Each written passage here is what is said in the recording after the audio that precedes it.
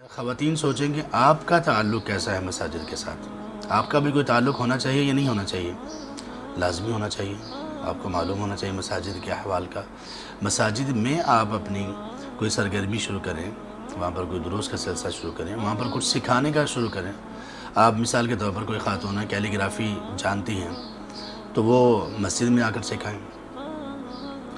اور یعنی یہ بہتر ہے. گھر میں بھی یہ سب کچھ ہو سکتا ہے لیکن مساجد سے تعلق کو جوڑیے.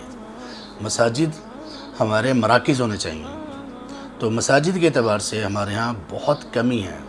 اب یہاں پہ مساجد، کتنی مساجد ایسی ہیں جن میں ایسے لوگ نہیں ہیں جو فتویٰ دے سکیں، مسائل سمجھا سکیں، بتا سکیں.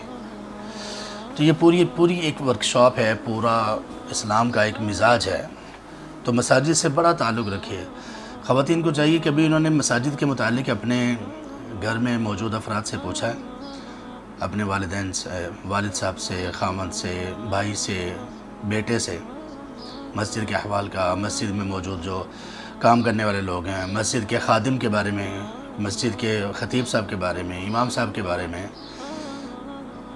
کبھی ان کے احوال جاننے کی کوشش کی ہو، کبھی ان کی خدمت کی کوشش کی ہو. خدمت سے مراد وہ کوئی محتاج یا کوئی، ان کو ایسا نہیں کرنا چاہیے کہ وہ ہمارے محتاج ہیں، نہ ہمارا ان سے نیکی کرنا کوئی ہمارا احسان ہوگا.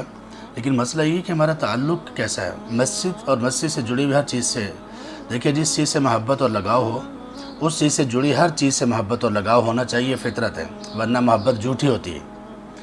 ہمیں نبی صلی اللہ علیہ وسلم سے محبت ہے، اور کوئی حدیث، کوئی فضیلت کی بات اگر ابو بکر و عمر، عثمان و علی اور دیگر صحابہ کے بارے میں کوئی فضیلت کی بات قرآن اور حدیث میں نہ ہوتی تو اتنا ہی ہمارے لیے کافی تھا ان پاک باز ہستیوں سے محبت کے سلسلے میں کہ نبی صلی اللہ علیہ وسلم ان سے محبت کرتے تھے اور آپ کے یہ ساتھی تھے، صحابی تھے.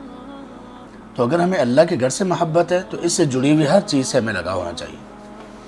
اور اگر ہماری زندگی میں مسجد کا کوئی کردار ہی نہیں ہے مرد و خواتین کی زندگی میں، تو بڑی یہ بے ذائقہ سی زندگی ہے، بڑی ہی بے نور سی زندگی ہے. کوئی یہ زندگی ایمان والی مومن کی زندگی نہیں.